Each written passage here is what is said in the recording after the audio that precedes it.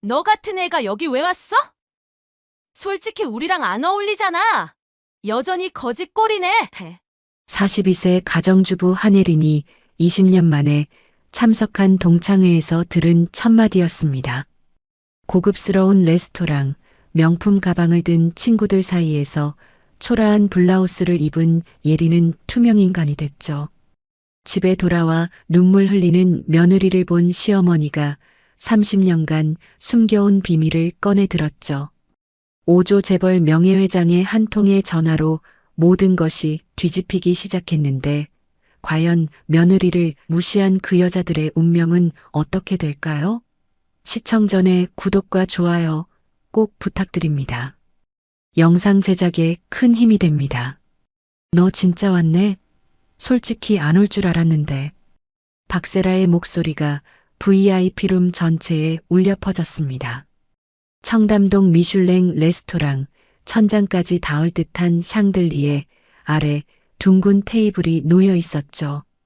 한예리는 입구에서 멈춰 섰습니다. 42세, 두 아이의 엄마, 평범한 가정주부. 20년 만에 다시 만난 고등학교 동창들은 모두 명품으로 치장하고 있었습니다. 예린아, 여기 앉아. 구석자리 비었어. 누군가 손짓했지만 그 목소리엔 따뜻함이 없었습니다. 예린은 마트에서 할인받아 산 베이지색 블라우스 자락을 만지작거렸어요. 10년 된 검은색 핸드백이 갑자기 너무 낡아 보였죠. 테이블 위엔 이미 샴페인 잔들이 놓여 있었고 여자들은 하나같이 반짝이는 주얼리를 걸치고 있었습니다. 애들아, 오늘 내가 다 쏠 테니까 마음껏 먹어. 박세라가 에르메스 버킨백을 의자 옆에 내려놓으며 말했습니다. 검은색 가죽에 금색 잠금 장치가 조명을 받아 빛났어요. 세라는 샤넬 트위드 재킷에 구찌 선글라스를 머리에 올린 채 여왕처럼 자리에 앉았죠. 다른 동창들이 박수를 쳤습니다. 세라야, 역시 너는 달라. 20년 전이나 지금이나 여전히 센터야. 당연하지. 요즘 바빠 죽겠어. 남편이 글로벌 테크 부사장이라 파티며 모임이며 정신없거든. 예리는 조용히 물잔을 들었습니다. 입술이 바짝 말랐어요. 웨이터가 첫 번째 코스 요리를 가져왔죠. 프랑스산 푸아그라에 트러플이 올려진 에피타이저였습니다. 예리는 포크를 드는 법도 조심스러웠어요. 다들 남편은 뭐해? 나부터 얘기할게. 우리 남편 연봉이 작년에 2억 넘었어. 세라가 와인을 한 모금 마시며 화제를 던졌습니다. 동창들이 하나둘 자기 남편 이야기를 시작했죠. 의사, 변호사, 대기업 임원. 예린의 심장이 빠르게 뛰었습니다. 차례가 점점 다가왔어요. 예린이 너는? 남편 뭐 하시는데? 세라의 시선이 예린에게 꽂혔습니다. 테이블의 모든 눈이 예린을 향했죠. 예린은 숨을 깊게 들이마셨습니다. 우리 남편은 중소기업에 다니는데 대리야. 순간 테이블이 조용해졌습니다. 누군가 와인 잔을 내려놓는 소리만 또렷하게 들렸어요. 세라가 눈썹을 치켜 올렸죠. 아, 대리.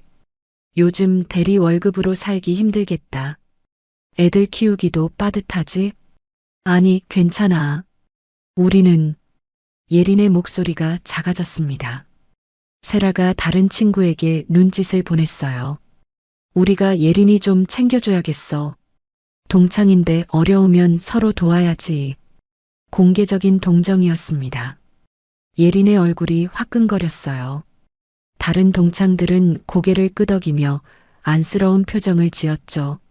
하지만 그 눈빛엔 진짜 걱정이 아니라 우월감이 담겨 있었습니다. 식사가 끝나갈 무렵 예린은 화장실로 향했습니다. 복도를 걷다가 뒤에서 들려오는 목소리에 멈춰 섰어요. VIP룸 문틈으로 새어나오는 대화였죠. 예린이 진짜 쪼들리나 봐. 블라우스 봤어? 시장표 같던데. 그래도 우리랑 똑같이 동창회비는 내야 하잖아. 10만 원이면 예린이한테 큰 돈일 텐데. 웃음소리가 터졌습니다. 예린은 화장실 문을 열고 들어가 거울 앞에 섰어요. 눈가가 붉어졌죠. 수도꼭지를 틀어 찬물로 얼굴을 씻었습니다. 거울 속에 자신이 초라해 보였어요. 집으로 돌아가는 택시 안에서 예린은 창밖을 바라봤습니다. 청담동의 화려한 네온 사인들이 스쳐 지나갔죠. 핸드폰이 울렸어요. 동창의 단톡방이었습니다. 사진이 여러 장 올라왔죠. 모두가 함께 찍은 단체 사진들. 하지만 예린은 한 장에도 없었습니다. 누군가 화장실 간 사이에 찍은 거였어요. 오늘 너무 즐거웠어. 역시 우리는 20년이 지나도 변함없네. 메시지가 줄줄이 올라왔습니다. 예린은 핸드폰을 잠갔어요. 창밖의 불빛들이 눈물에 번졌습니다. 집 앞에 도착했을 때는 밤 11시였습니다. 현관문을 열자 거실 불이 켜져 있었어요. 시어머니 정소희가 소파에 앉아 있었죠. 예린아, 왔니? 동창이 어땠어? 재미있었어요, 어머니. 예린은 억지로 미소를 지었습니다. 하지만 목소리가 떨렸어요. 시어머니의 눈빛이 예리해졌죠. 68세의 나이에도 정소희의 눈은 날카로웠습니다. 얼굴이 왜 그래? 울었어? 아니에요. 그냥 오랜만에 만나서 감격해서요. 예린은 황급히 방으로 들어갔습니다. 문을 닫고 침대에 쓰러졌어요. 베개에 얼굴을 묻었죠. 20년 만의 재회가 이렇게 쓰라릴 줄은 몰랐습니다. 명품 가방 하나, 남편 직함 하나로 사람이 평가받는 게 이렇게 비참한 일인 줄 몰랐어요. 핸드폰이 다시 울렸습니다. 세라에게서 온 개인 메시지였죠. 예린아, 오늘 와줘서 고마워. 솔직히 내가 올까 걱정했는데 다음 모임도 꼭 와. 우리가 챙겨줄게. 예린은 핸드폰을 던져버리고 싶었습니다. 챙겨준다는 말 속에 숨은 무시와 동정이 너무 명확했어요. 하지만 어쩔 수 없었죠. 거절하면 더 초라해 보일 것 같았습니다. 그날 밤 예린은 잠들지 못했습니다. 천장을 바라보며 생각했어요. 왜 돈이 없다는 이유만으로 이렇게 무시당해야 하는지, 왜 평범하게 사는 게 부끄러운 일이 되어버렸는지. 눈물이 베개를 적셨습니다. 예린아, 다음 주 내 생일인 거 알지? 압구정 프라이빗 라운지에서 파티할 거야. 꼭 와. 세라의 메시지가 도착한 건 동창의 일주일 후였습니다. 예린은 핸드폰을 들여다보며 한숨을 쉬었어요. 생일 선물을 준비해야 했죠. 통장 잔고를 확인했습니다. 이번 달 생활비에서 쓸 수 있는 돈은 5만 원이 전부였어요. 백화점 할인 코너를 2시간 동안 돌아다녔습니다. 예린은 가격표를 하나하나 확인했죠. 5만 원으로 살 수 있는 건 향수 세트나 핸드크림 세트뿐이었어요. 결국 작은 상자에 든 향수 세트를 골랐습니다. 포장은 예뻤지만 가격은 저렴했죠. 파티 당일 압구정 프라이빗 라운지 앞에는 외제차들이 줄지어 서 있었습니다. 예린은 지하철을 타고 왔어요. 입구에서 동창들이 하나둘 나타났죠. 모두 명품 쇼핑백을 들고 있었습니다. 세라야, 생일 축하해. 동창들이 세라를 둘러쌌습니다. 세라는 분홍색 명품 드레스를 입고 있었어요. 목에는 까르띠에 목걸이가 반짝였죠. 예린은 구석에서 작은 상자를 꼭 쥐었습니다. 자, 애들아, 다들 안으로 들어가자. 라운지 내부는 더 화려했습니다. 크리스털 샹들리에 대리석바, 테이블, 벽면을 가득 채운 와인들과 중앙에는 생일 케이크가 놓여 있었어요. 3단 케이크에 금박 장식이 가득했죠. 이제 선물 개봉하자. 내가 하나씩 열어볼게. 세라가 손뼉을 쳤습니다. 테이블 위에 선물 상자들이 쌓였어요. 세라가 첫 번째 상자를 열었죠. 샤넬 가방이었습니다. 어머, 이거 올해 신상이잖아. 고마워. 두 번째 상자에서는 디올 향수 세트가 나왔습니다. 세 번째는 루이비통 지갑이었어요. 예린의 가슴이 쿵쾅거렸습니다. 자기 차례가 다가왔죠. 세라가 예린의 선물 상자를 집어들었습니다. 다른 선물들보다 훨씬 작았어요. 포장지를 뜯는 순간 세라의 표정이 미묘하게 변했죠. 어머, 이거 향수 세트네. 세라가 상자를 들어 올렸습니다. 모두가 볼 수 있게 말이죠.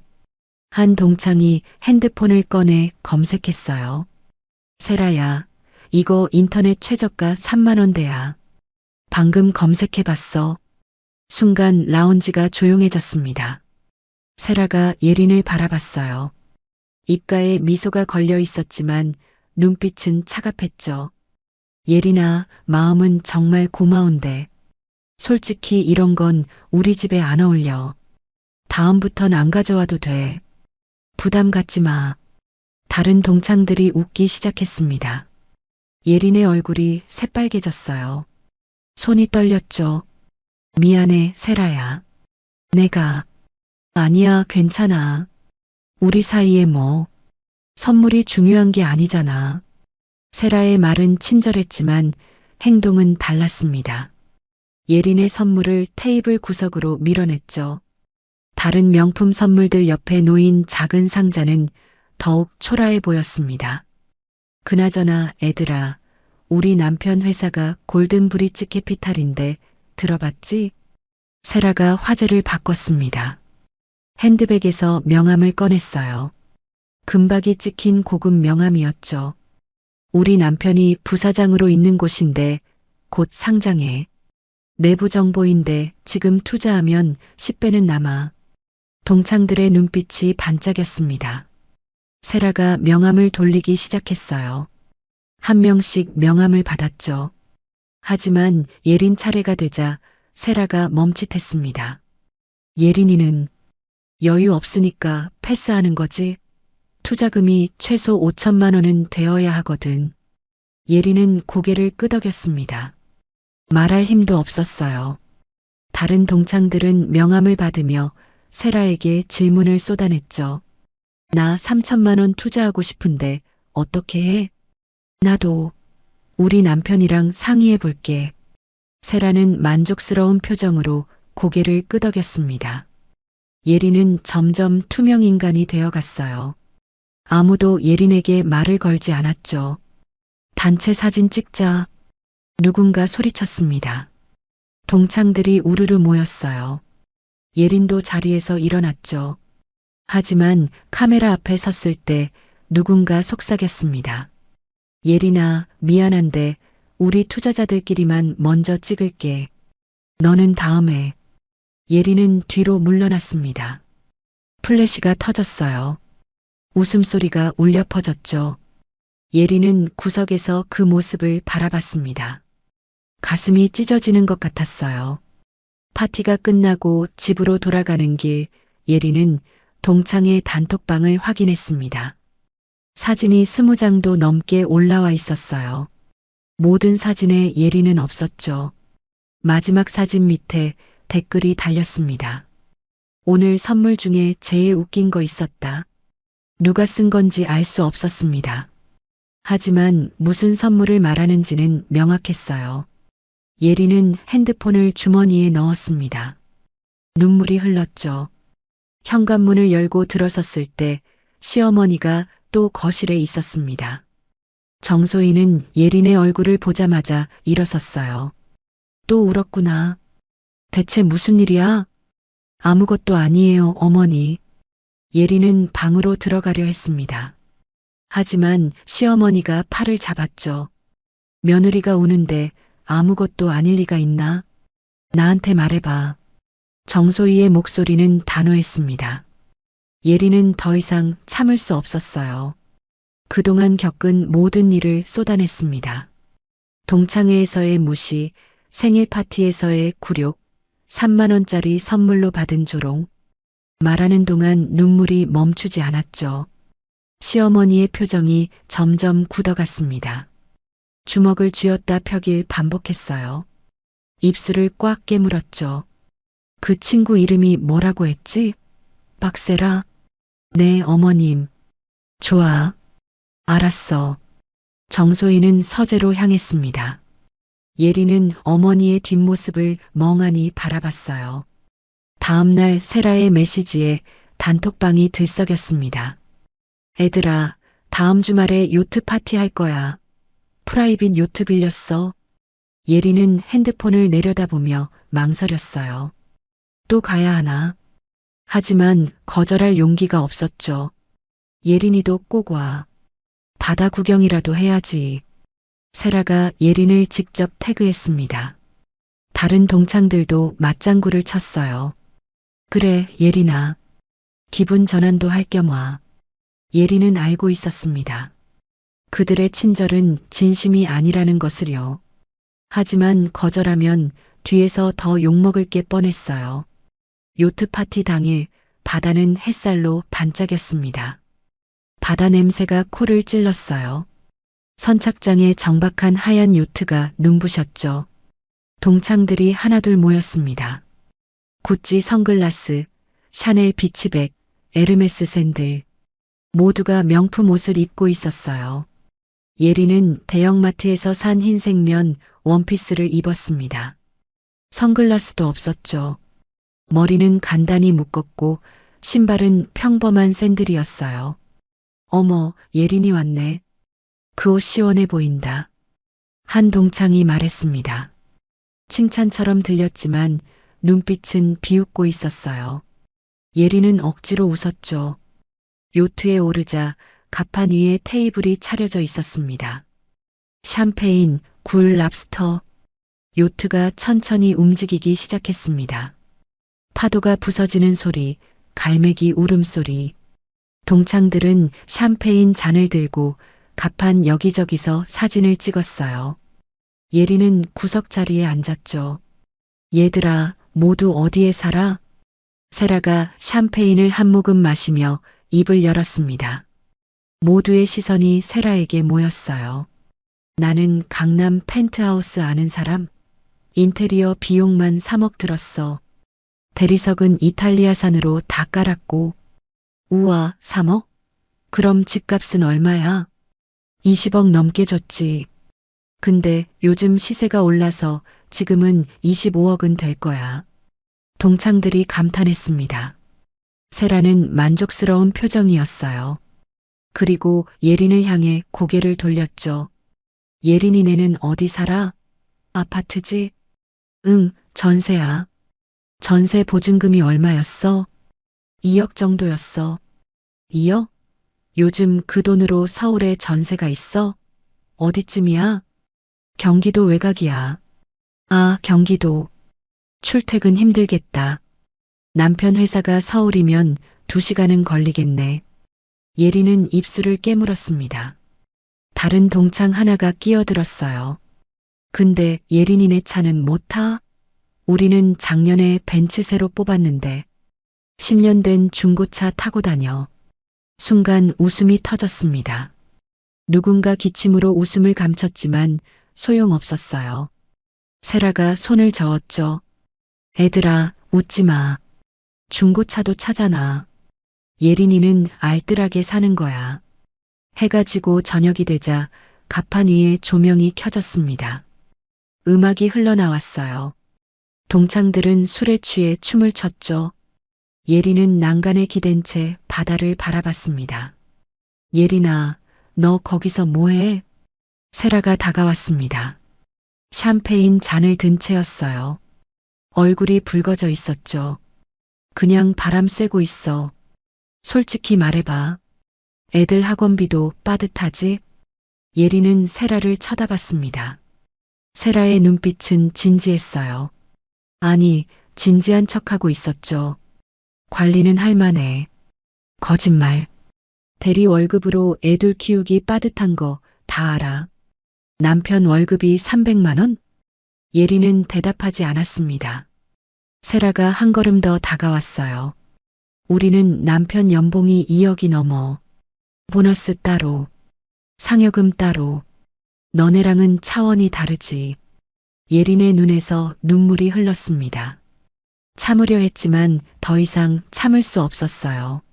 세라가 뒤돌아서며 중얼거렸죠. 쪼들리면서 왜 여기까지 와? 돈 없으면 집에나 있지.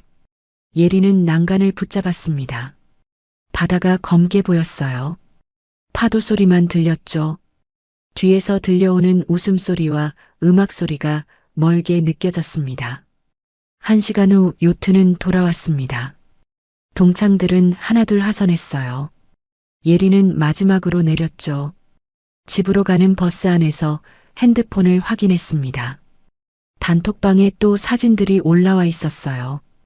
요트 위에서 찍은 단체 사진. 이번에도 예린은 없었습니다. 오늘 요트 파티 최고였어. 다들 부럽다는 댓글 엄청 달렸어. 세라의 메시지였습니다. 예린은 핸드폰을 끄고 창밖을 바라봤어요. 눈물이 멈추지 않았죠. 집에 도착했을 때는 자정이 넘어 있었습니다. 현관문을 열자 시어머니가 거실에서 기다리고 있었어요. 예린의 눈가를 본 정소희가 일어났죠. 예린아, 어머님. 예린은 그 자리에 주저앉았습니다. 더 이상 견딜 수 없었어요. 시어머니가 예린을 안아줬죠. 다 말해봐. 무슨 일이 있었는지. 예린은 요트 파티에서 겪은 모든 일을 털어놨습니다. 경제적, 공개적 조롱, 밤바다에서의 모욕. 말하는 동안 시어머니의 얼굴이 점점 굳어갔어요. 이제 됐어. 더 이상 참지 마. 정소희는 예린을 방으로 보낸 뒤 서재로 향했습니다. 책장 뒤에 숨겨진 금고를 열었어요. 안에는 오래된 서류와 명함들이 가득했죠. 손으로 명함 하나를 집어들었습니다. 정소희는 핸드폰을 꺼내 전화를 걸기 시작했습니다. 밤이 깊어가고 있었어요. 어머님, 일어나셨어요? 다음 날 아침 예린이 거실로 나왔을 때 정소희는 이미 소파에 앉아 있었습니다. 테이블 위에 서류들이 펼쳐져 있었어요. 예린아, 앉아봐. 할 말이 있어. 예린은 조심스럽게 자리에 앉았습니다. 시어머니의 표정이 평소와 달랐어요. 더 단단하고 날카로웠죠. 네, 어머님. 정소희는 잠시 침묵했습니다. 그리고 예린의 손을 잡았어요. 어제 내가 한 얘기 다 들었어. 동창의 생일 파티, 요트 파티. 그 여자들이 너한테 한 짓 다 알아. 죄송해요, 어머님. 제가 부족해서. 아니야. 내가 잘못한 게 하나도 없어. 정소희는 테이블 위의 서류를 예린에게 밀었습니다. 골든 브릿지 캐피탈이라는 회사명이 보였어요. 이게 뭐예요? 네 친구 박세라, 남편이 운영하는 회사야. 어젯밤 사람 시켜서 조사했어. 어머님이요? 정소희는 고개를 끄덕였습니다. 예린은 서류를 펼쳤어요. 페이퍼 컴퍼니, 실제 사업장 없음, 투자금 유용 의심. 놀라운 내용들이 적혀 있었죠.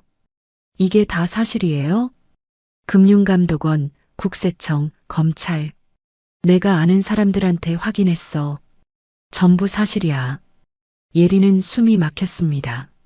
세라가 자랑하던 회사가 사기였다니요. 근데 어머니는 어떻게 이런 걸? 정소희는 일어나 서재로 향했습니다. 예린도 따라갔어요. 책장을 밀자 금고가 나타났죠. 정소희가 비밀번호를 누르고 금고 문을 열었습니다. 안에는 오래된 서류들이 가득했습니다. 명함, 증명서, 주식 증서. 정소희가 명함 하나를 꺼냈어요. 한국재벌그룹 명예회장 정소희. 예린의 눈이 커졌습니다. 명함을 들여다봤죠. 진짜였어요. 어머님, 이게 난 한국재벌그룹 창업주란다. 30년 전에 은퇴했지만 여전히 명예회장이고 그룹 계열사 지분 15%를 가지고 있어. 예린은 말을 잃었습니다. 시어머니가 재벌이라니요. 그동안 평범한 사람으로만 알고 있었는데 시가총액으로 따지면 5조가 넘지. 현금만 수천억이야. 정소희는 침착하게 말했습니다. 예린의 손이 떨렸어요. 그럼 왜 그동안 숨기셨어요? 큰 집, 명품, 그런 거 필요 없었어. 조용히 가족이랑 살고 싶었거든. 아들도 일반 회사 다니면서 평범하게 살라고 했고, 예린은 이해가 안 됐습니다. 오조 재벌이 왜 이렇게 숨어 살았을까요? 근데 우리 며느리를 건드렸으니 이제 달라. 너가 당한 수모를 그냥 넘어갈 수 없어. 정소희는 핸드폰을 꺼냈습니다. 전화를 걸기 시작했어요. 여보세요, 김 회장님. 저 정소희입니다. 오랜만이죠? 한 가지 부탁이 있습니다. 전화 너머로 놀라는 목소리가 들렸습니다. 정소희는 침착하게 말을 이어갔어요. 골든 브릿지 캐피탈이라는 회사 아십니까? 조사 좀 부탁드립니다. 전화를 끊고 정소희는 또 다른 번호를 눌렀습니다. 금융감독원장이었어요. 그 다음은 산업은행 총재, 증권거래소 이사장, 국세청 차장. 30분 동안 5통의 전화가 이어졌죠. 예린은 소파에 앉아 멍하니 지켜봤습니다. 시어머니가 전화로 던지는 한마디 한마디가 폭탄 같았어요. 네, 회장님. 고맙습니다. 결과 보고 기다리겠습니다. 마지막 전화를 끊은 정소희가 예린 옆에 앉았습니다. 이틀이면 모든 자료가 나올 거야. 그리고 그 다음이 중요해. 어머니, 뭘 하시려고요? 복수? 우리 며느리한테 한 짓을 똑같이 돌려줄 거야. 정소희의 눈빛은 단호했습니다. 예린은 가슴이 두근거렸어요. 이틀 후 택배가 도착했습니다. 두꺼운 서류 봉투였어요. 정소희가 뜯어보니 골든 브릿지 캐피탈 완전 분석 보고서였죠. 페이퍼 컴퍼니 확정, 실제 사무실 없음, 투자금으로 명품 구매, 해외여행, 고급 차량 구입, 폰지 사기 방식으로 운영, 투자금 횡령 의심, 세금 탈루 의심. 정소희는 보고서를 천천히 읽었습니다. 예린도 옆에서 함께 봤어요. 내용이 하나하나 충격적이었죠. 세란의 남편이 투자자들한테 받은 돈으로 롤스로이스 샀네. 억대 시계도 샀고. 예린은 분노가 치밀었습니다.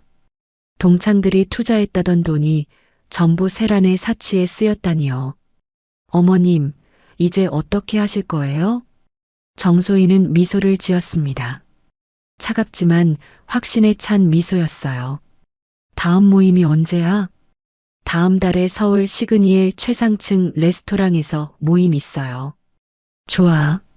내가 직접 가서 보여주마. 진짜 부자가 뭔지. 정소희는 옷장을 열었습니다. 안쪽 깊은 곳에 보관된 옷들을 꺼냈어요. 빈티지 명품들이 가득했죠. 30년 전 재벌가 생활의 흔적들이었죠. 예린아, 너도 준비해야지. 정소희는 예린에게도 고급 의상을 골라줬습니다. 세련되지만 과하지 않은 옷들이었어요. 명품이 중요한 게 아니야. 태도가 중요해. 너는 당당하게만 서 있으면 돼. 예린은 고개를 끄덕였습니다. 가슴이 떨렸지만 이번엔 두려움이 아니었어요.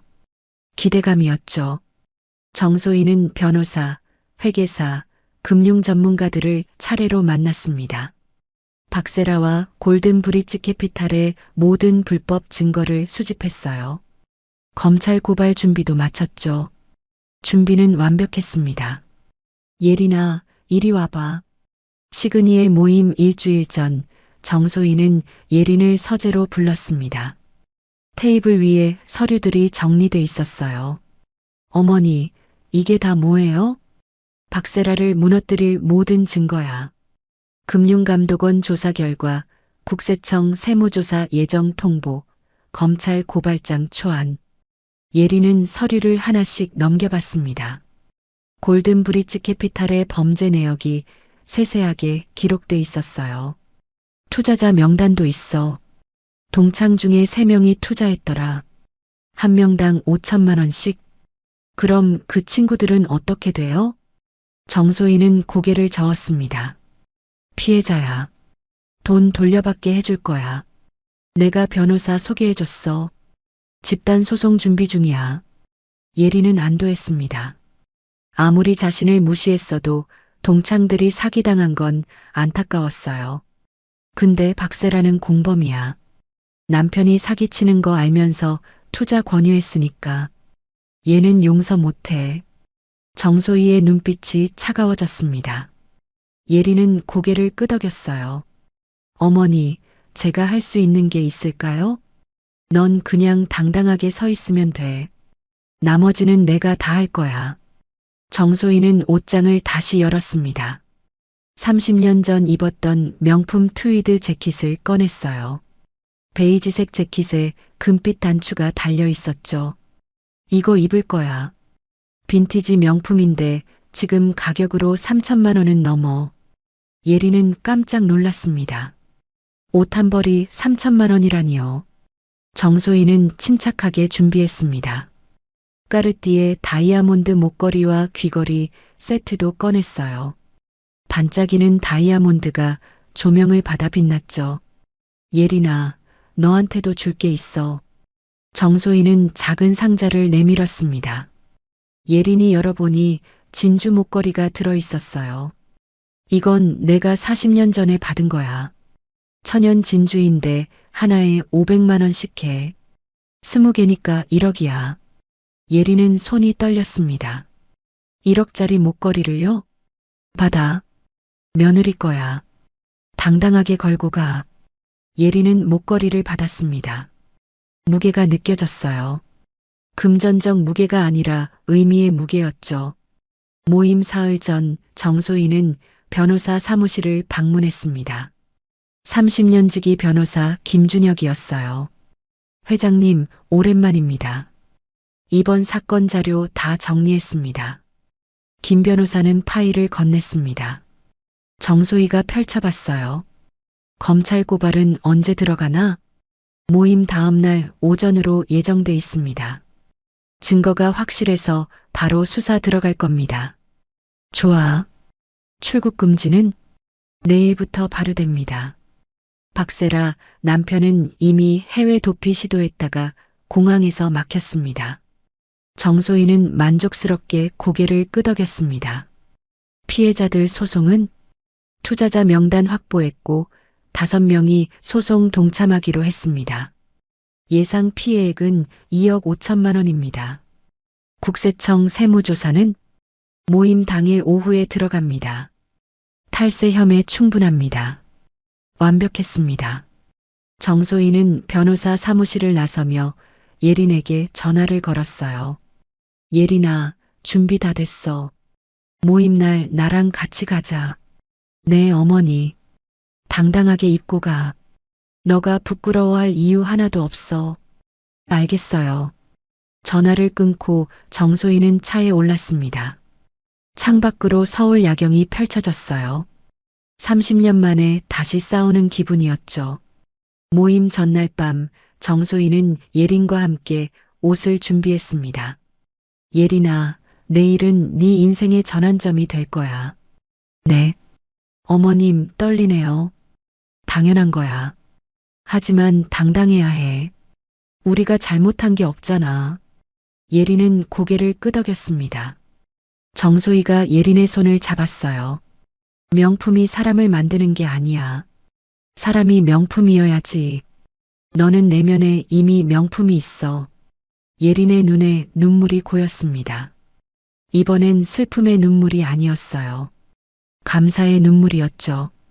그날 밤 예린은 잠들기 전 거울을 봤습니다. 진주 목걸이를 걸어봤어요.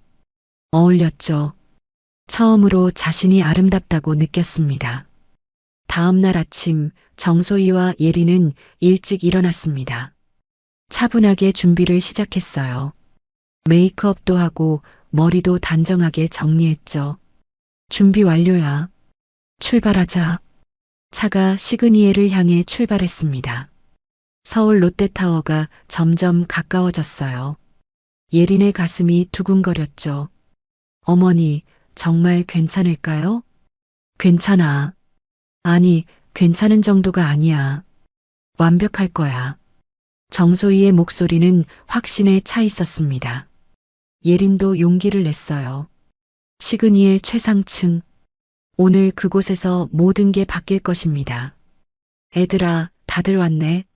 오늘 진짜 끝내주는데 예약했어. 박세라의 목소리가 시그니엘 최상층 레스토랑 입구에 울렸습니다. 동창들이 하나씩 모였어요. 루이비통 드레스, 샤넬 핸드백, 모두가 최고급 브랜드로 치장했죠. VIP룸 문이 열렸습니다. 천장부터 바닥까지 이어진 통유리창 너머로 서울 전경이 펼쳐졌어요. 해질녘의 하늘이 주황빛으로 물들었죠. 우와, 여기 진짜 비싸다며? 1인당 50만 원은 한대. 세라가 웃으며 대답했습니다. 오늘도 내가 쏠게. 걱정 마. 동창들이 자리에 앉았습니다. 그때 문이 다시 열렸어요. 한예린이 들어섰죠. 그리고 그 뒤로 정소희가 따라 들어왔습니다. 순간 실내가 조용해졌습니다. 정소희의 존재감이 압도적이었어요.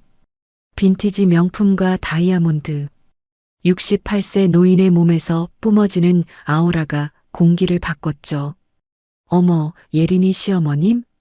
세라가 일어나 인사했습니다. 다른 동창들도 황급히 자리에서 일어났어요. 처음 뵙겠습니다. 저는 박세라라고 합니다. 정소희는 고개만 살짝 끄덕였습니다. 말없이 예린 옆자리에 앉았어요. 동창들은 서로 눈빛을 교환했습니다. 자, 다들 앉으세요. 식사 시작해요. 세라가 분위기를 주도하려 했습니다. 웨이터가 전체 요리를 가져왔어요. 캐비어와 랍스터였죠. 식사가 진행되는 동안 세라는 계속 말을 이어갔습니다. 애들아, 있잖아. 골든 브릿지 캐피탈 드디어 상장 확정됐어. 이번 달 말에 공개하는데 10배는 오를 거래. 동창 하나가 관심을 보였습니다. 진짜? 나 추가 투자하고 싶은데. 당연하지. 지금이 마지막 기회야. 세라는 자신만만하게 말했습니다. 정소희는 조용히 와인을 마시며 듣고만 있었어요. 어머님도 한잔 하세요. 세라가 정소희에게 와인을 권했습니다. 정소희는 고개를 끄덕이며 잔을 받았죠. 근데 어머님은 평소에 뭐 하세요?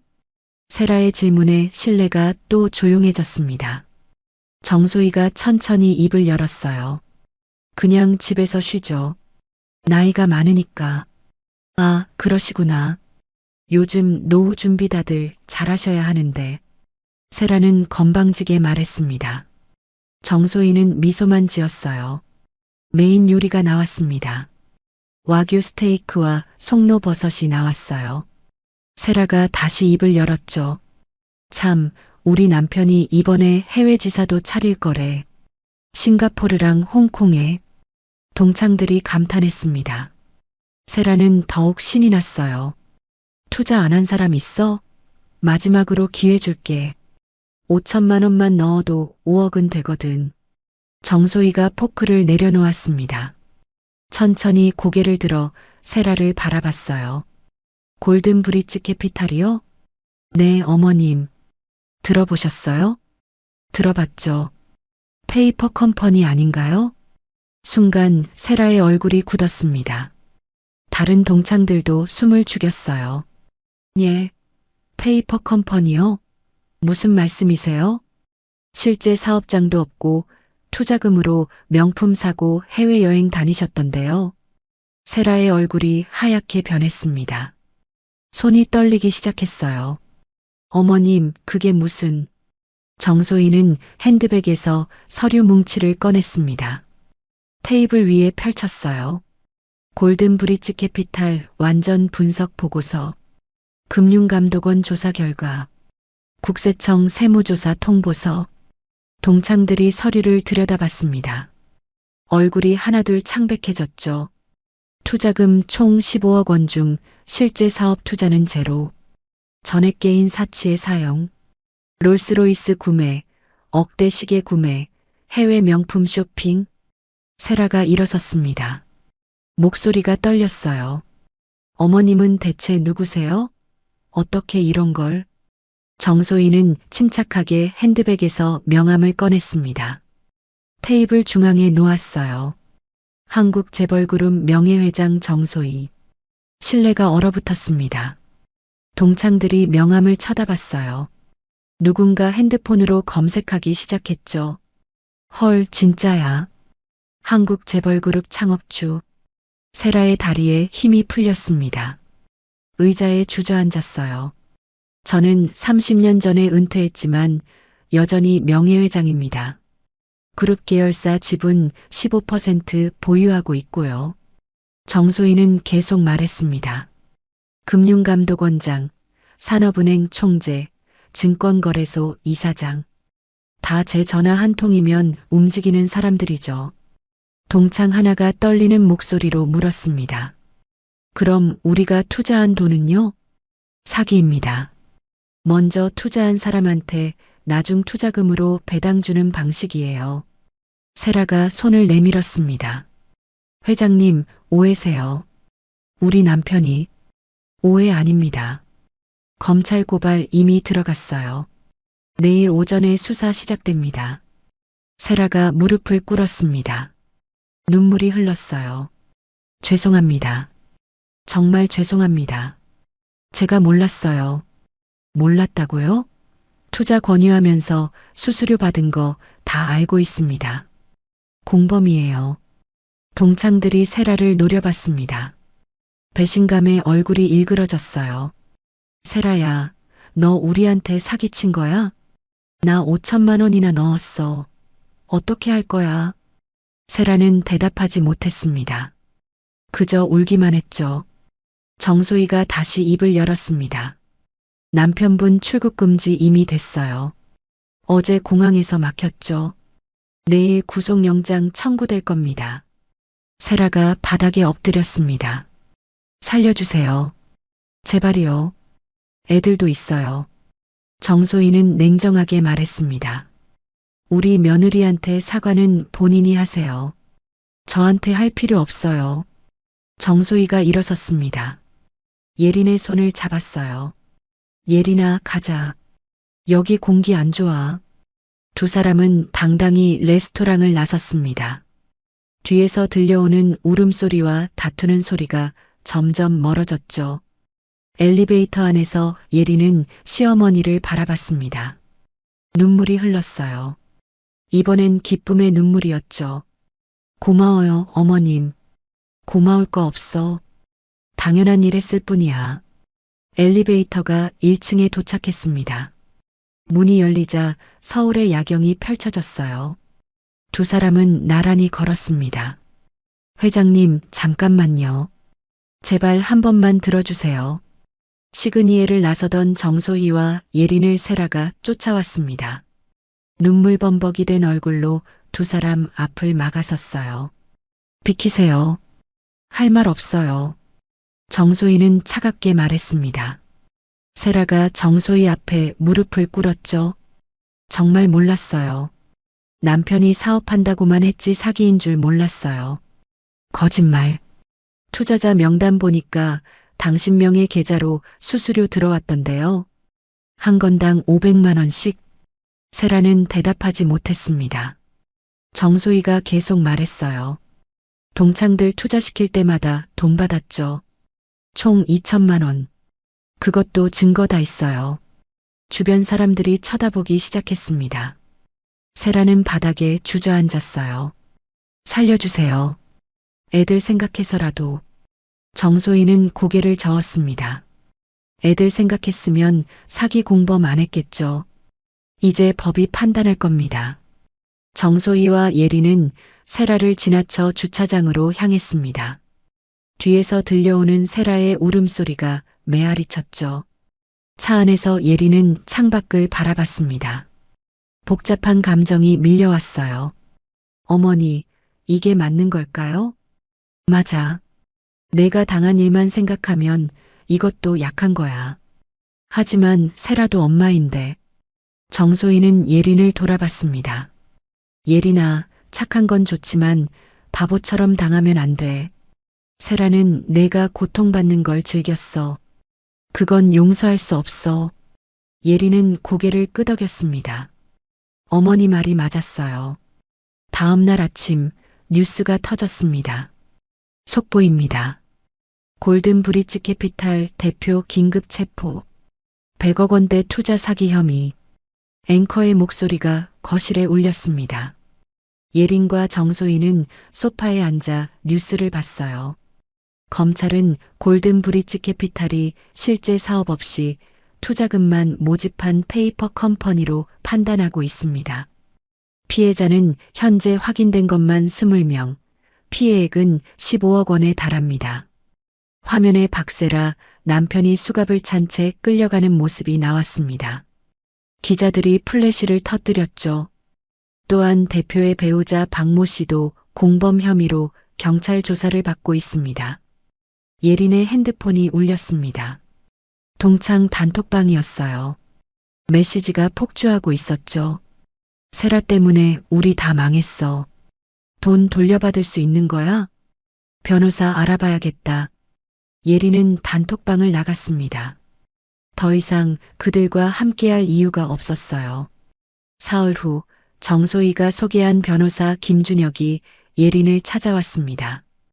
예린 씨, 투자자분들 집단 소송 진행 중입니다.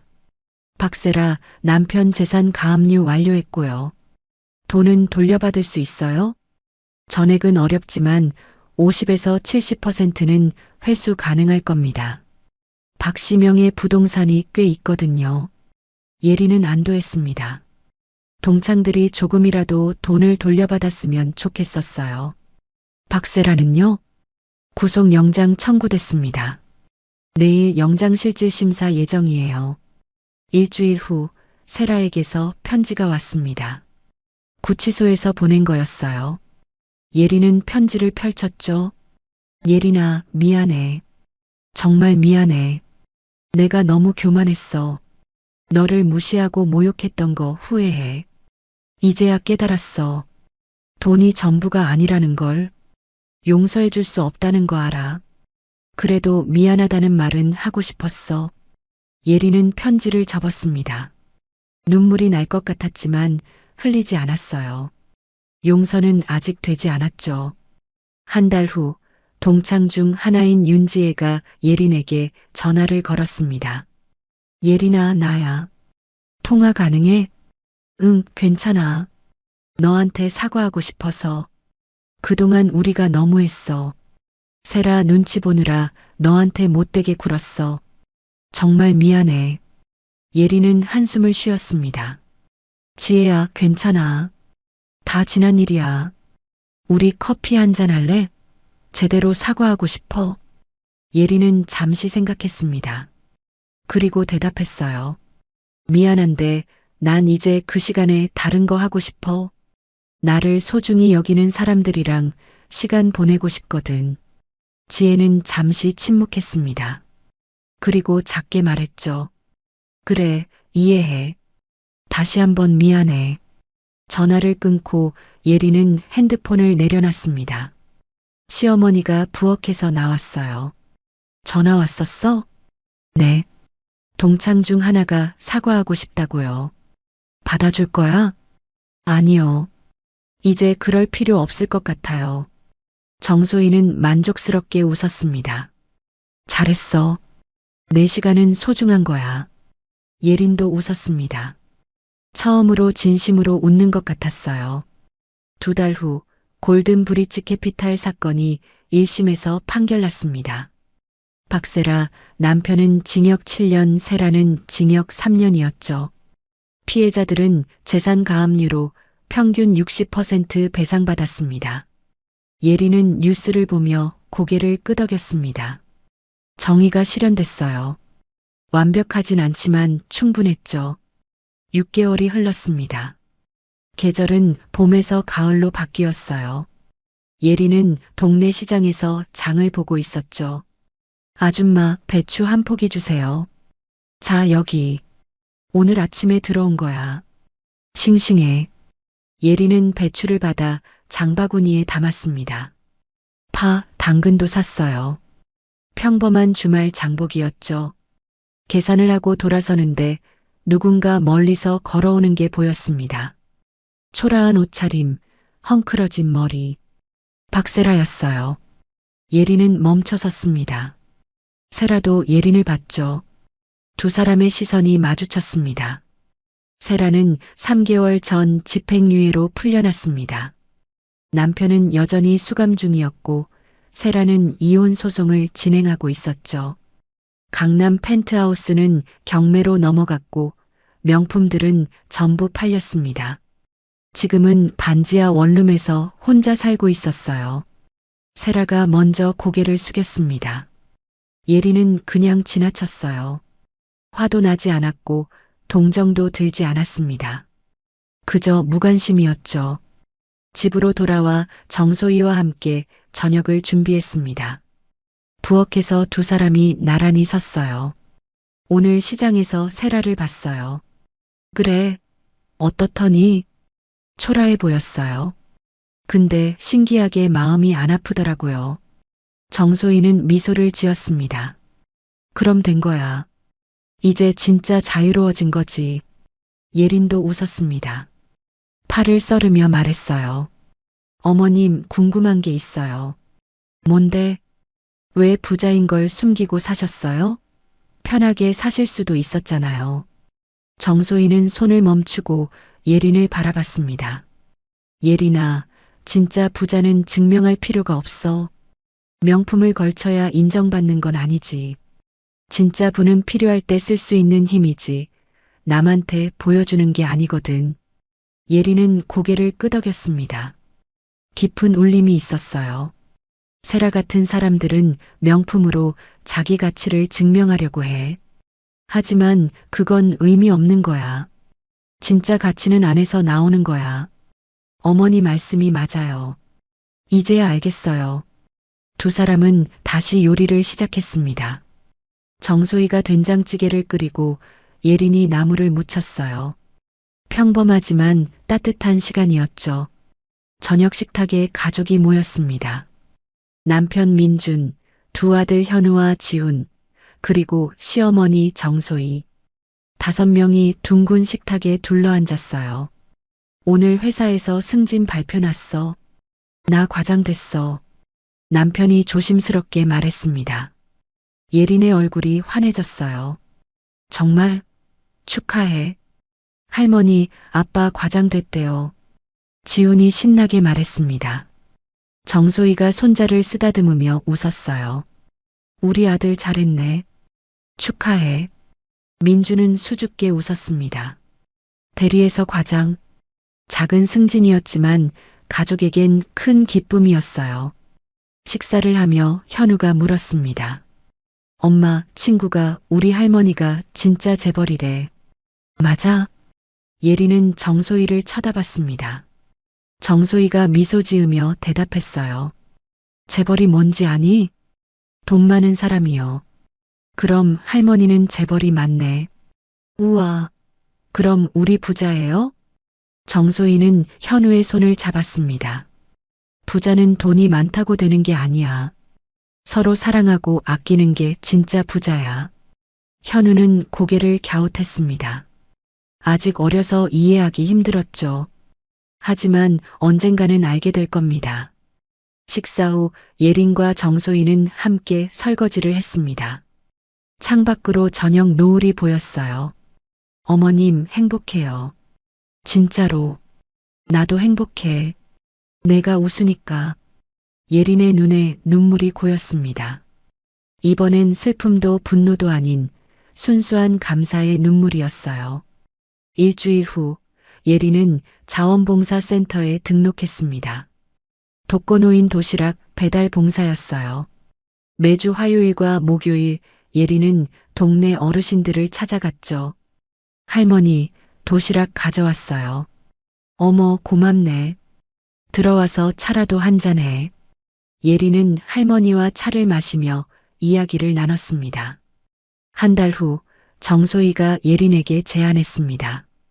예린아, 장학재단 하나 만들까 해. 너 이름으로. 제 이름으로요? 응. 어려운 환경의 학생들 지원하는 거야. 너가 겪은 일을 다른 사람들은 겪지 않게. 예리는 감동받았습니다. 눈물이 흘렀어요.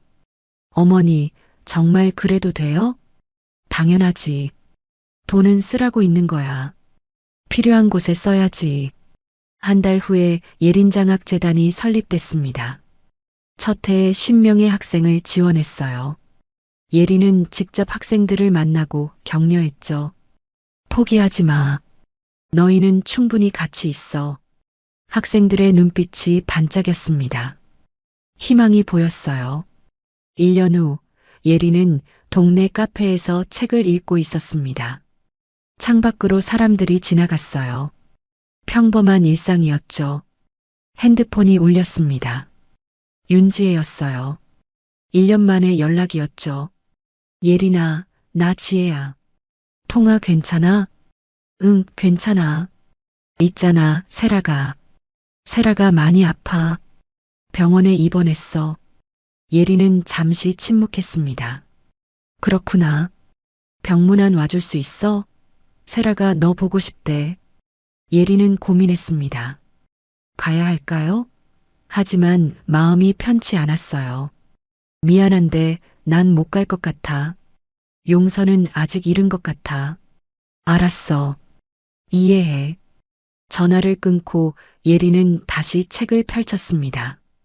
용서는 시간이 필요했어요. 아직은 아니었죠. 저녁 가족이 모여 식사를 했습니다. 김치찌개, 된장국, 나물 반찬. 소박한 상이었지만 마음은 풍요로웠어요.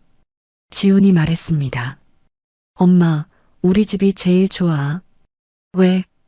다른 집은 엄마 아빠가 바쁜데 우리는 엄마 아빠랑 맨날 같이 밥 먹잖아. 예리는 지훈을 안아줬습니다. 아이의 말이 가슴에 와닿았어요. 정소희가 말했습니다.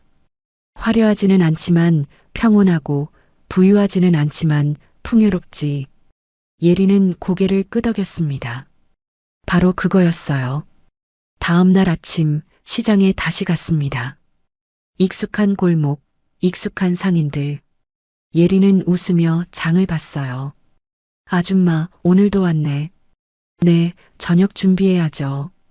참 부지런해. 요즘 젊은 사람들은 다 배달만 시키는데 가족이랑 같이 먹으면 더 맛있잖아요. 상인이 웃으며 팔을 덤으로 줬습니다.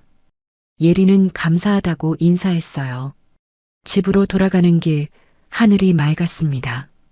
예리는 장바구니를 들고 걸었어요. 발걸음이 가벼웠죠. 문을 열고 들어서자 정소희가 거실에 있었습니다. 어머님, 시장 다녀왔어요. 오늘 저녁은 뭐 할 거야? 불고기 할까 해요. 지훈이가 좋아하잖아요. 좋지. 내가 도와줄게. 두 사람은 부엌으로 향했습니다. 나란히 서서 요리를 시작했어요. 창밖으로 햇살이 들어왔죠.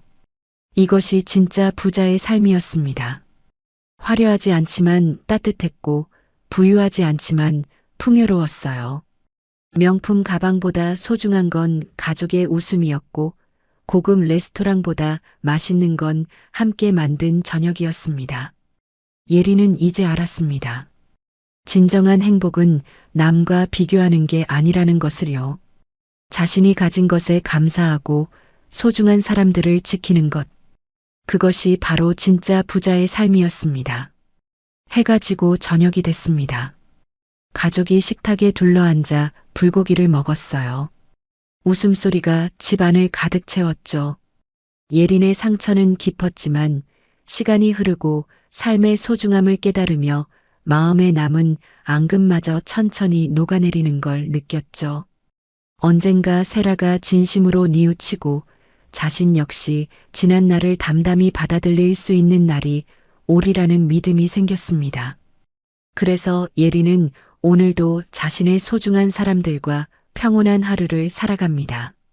오늘 이야기가 좋으셨다면 구독과 좋아요, 알람 설정 잊지 마시고 소중한 댓글 하나가 큰 힘이 됩니다. 시청해 주셔서 진심으로 감사드립니다.